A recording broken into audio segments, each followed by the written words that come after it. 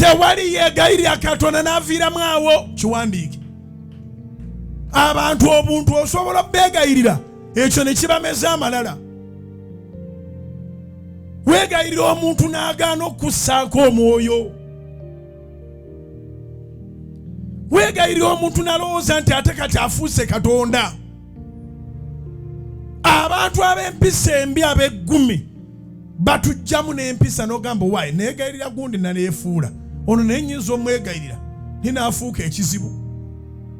Naye mbeegayiridde bw'olabanga omuntu akutaddeko value, akuwadde ekitiibwa, naawe musseemu ekitiibwa.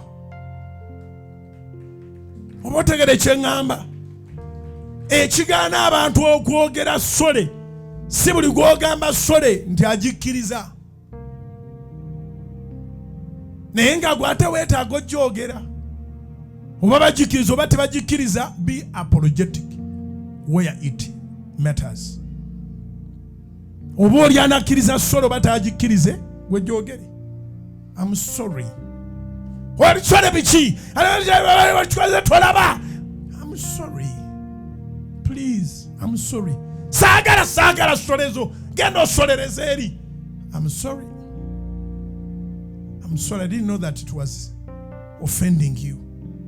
But from the bottom of my heart, I'm sorry. Do your part. Waddenga abantu tebaagala.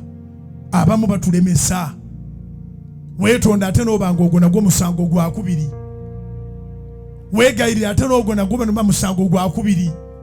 Weenenya ate n'ogwo nagwo ne guba musango mulala. Naye wa Katonda wonna w'ogambira Mukama nti forgive me, awo zikubire waggulu mu linnya lya Mukama feesu. Wonna w'ogambira Mukama nti please, awo. So tolyegayirira Katonda n'oviiramu awo. Tolyegayirira Katonda n'atakussaako mwoyo.